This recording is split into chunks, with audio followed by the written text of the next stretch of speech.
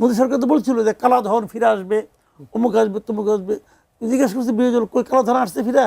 যার ঘরে অনেক টাকা, মনে করেন যে লোক 1000 কোটি টাকার কায় কারবার করে, সে টাকা ঘরে রাখে, আর উনি বলতেছে সব নোট নিয়ে আসলে তার কাজ হয়ে যাবে। ভাই, যারা টাকা পয়সা যারা নাকি বিদেশে পাঠায়, এটা কি নোট দিয়ে পাঠায়? নোট দিয়ে পাঠায় নাকি? কি পাগল! কমন সেন্স একটা কথা আছে, বুঝছেন? কমন সেন্স খুব রেয়ার জিনিস, এটা খুব মানে একটা বড় গুণ। কমন সেন্স থাকাটা ম্যাক্সিমাম মানুষের কমন সেন্স থাকে না। তো কমন সেন্সটা খুব প্রশংসিত একটা গুণ মানুষের। আমার মনে হয় ওনার কমন সেন্স ভালো, মাহমুদুল খোকন সাহেবের। উনি তো নেতাও আপনাদের, সুপ্রিম বারের প্রেসিডেন্ট। ওনার কমন সেন্স খুব ভালো। কিন্তু একটা কথা মাথায় রেখেন, কমন সেন্স দিয়ে না বড় কাজ করা যায় না। কমন সেন্স দিয়ে ছোট ছোট কাজ করা যায়। যেমন ধরেন, আজকে বাসায় কী রান্না হবে, আজকে বৃষ্টির দিন, তাহলে খিচুড়ি রান্না করা যায়, এগুলো কমন সেন্স। হ্যাঁ, এটা দিয়ে বড় কাজ করা যায় না। মনে করেন আপনার 500 লোকটা খাওয়াবেন, ওই কিন্তু কমন সেন্স খাটবে না।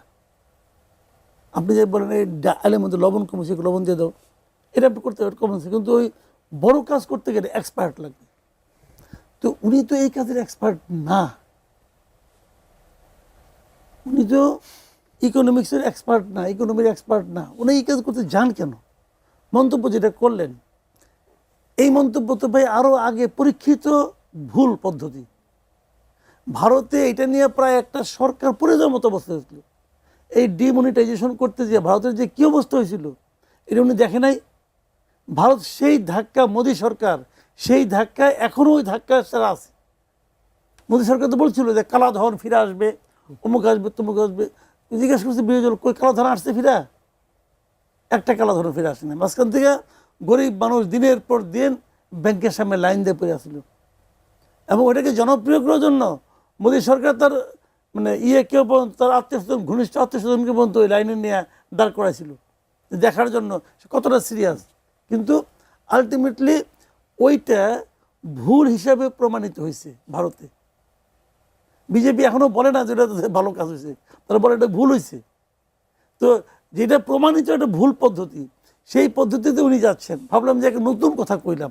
অনেক সময় হয় কিন্তু যে মনে করেন 500 জন কথা বলতেছে, একটা কিছু তো বলতে হবে যে সামথিং নিউ। নতুন কথা না বললে তো এটা পত্রিকার কভারেজে আসবে না। তো উনি একটা নতুন কথা বললেন।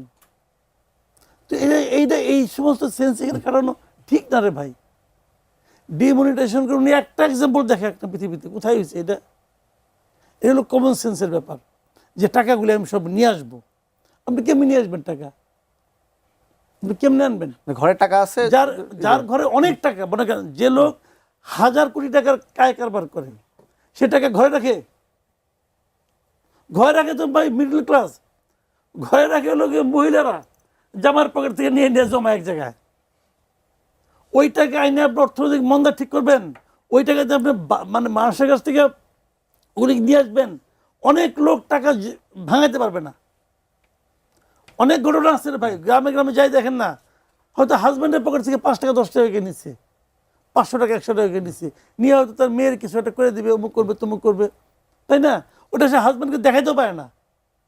ওটা তোষকের নিচে এটা অচল হয়ে যাবে, সেটা তো বেরো করতে পারবে না। এটা খেয়াল করেন। তো এই বিষয়গুলো বোঝা উচিত। মানুষের মাথার মধ্যে যে এত কম বুদ্ধি থাকতে পারে। উনি আবার বড় উকিল তো। যেমন আজকাল মানুষ পকেটে টাকা রাখে না, কার্ড রাখে। বড় বড় লেনদেন কি টাকা দেওয়া হয় নাকি? 10,000 টাকা জিনিস মানুষ পকেট থেকে আগা ব্যাগে রাখে না, আর কিনে না। আর উনি বলতেছে সব নোট নিয়ে আসলে তার কাজ হয়ে যাব। ভাই, যারা টাকা পয়সা যারা নাকি বিদেশে পাঠায়, এটা কি নোট দিয়ে পাঠায়? নোট দিয়ে পাঠায় নাকি?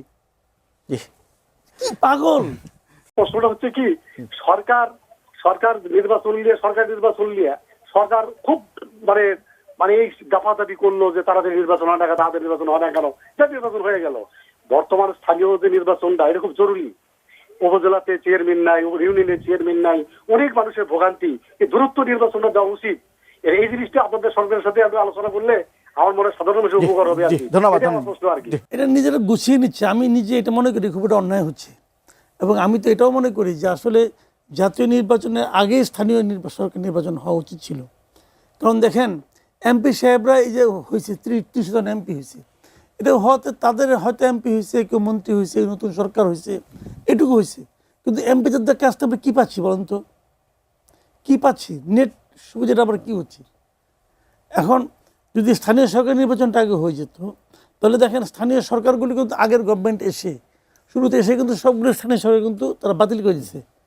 কিন্তু যদি ইউপিটা আছে, বাট সবাই তো বাতিল করে দিচ্ছে।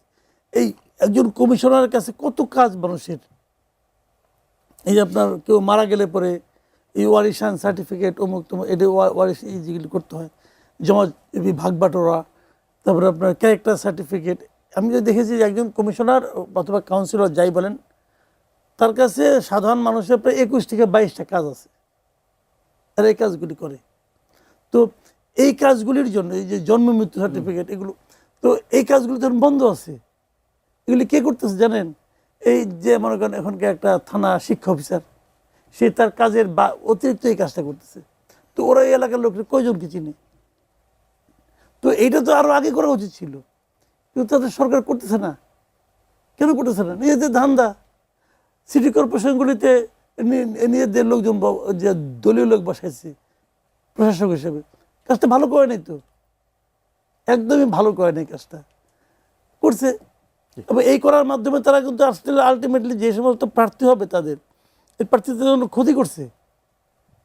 এই দুইটাই যে উত্তর আর দক্ষিণে দুটো প্রশাসক সব ইয়েতে বলি, আলটিমেটলি এদেরকেই তো আপনি মেয়র নির্বাচনে দিবেন। তো এই কয় মাসে কি এদের জনপ্রিয়তা বাড়বে না কমবে? কমবে। তো এদেরকে তো এদের ক্ষতি করলেন আপনি। আমার তো ধারণা এটা জামাতের বুদ্ধিতে করছে, আমি একেবারে শিওর। কারণ আমলার মধ্যে প্রচুর ইয়ে আছে, মানে গুপ্ত জামাত আছে, কিন্তু ওরাই বুদ্ধি দিচ্ছে এগুলো করো, তাহলে আমাদের লোকজনের সুবিধা হবে। আমাদের কোনো সন্দেহ নাই। এই যে স্থানীয় সরকারের প্রত্যেকটা জায়গায় সরকার তার নিজের লোকজনকে বসাচ্ছে গাইড জুড়ে, এটা বসানোতে সরকারের জনপ্রিয়তা বাড়ছে না, কমতেছে। তো এটা তো আরও আগে করতে পারতো, এখনও সময় আছে, দ্রুতবেগে এগুলো করে ফেলানো উচিত। কারণ আপনি মনে রাখবেন, কোনো একটা দেশ তার স্থানীয় সরকার কতটুকু শক্তিশালী তার উপর নির্ভর করে ওই দেশের প্রকৃত উন্নয়নটা হবে কি না হবে। এখানে বসে ওই যে সংসদে বসে বসে 300 জনে বসে বসে এর গা চুলকাই দিচ্ছে, এর নিয়ে মক করতেছে, এগুলি করে দেশের কোনো উন্নতি নাই। এটা তাদের একটা ক্লাব আর কি, তারা ক্লাবে বসে হাউকাউ করতেছে, একটু কোনো অসুবিধা নাই, তো আমার কোনো আপত্তি নাই। কিন্তু স্থানীয় সরকারে কি হচ্ছে, ওগুলো তো আমরা হাতে পড়ে আসছে এবং আমরা এটাই চাই। মানে এই সরকার আমলাতন্ত্রের চক্করে এমনভাবে পড়ে গেছে, ওরা নিজেরাও জানে না কেমন করে পড়ে গেছে। দেশ চালাচ্ছে এখন আমলারা বেসিক্যালি। তো এটা কি বলবেন আর? জি।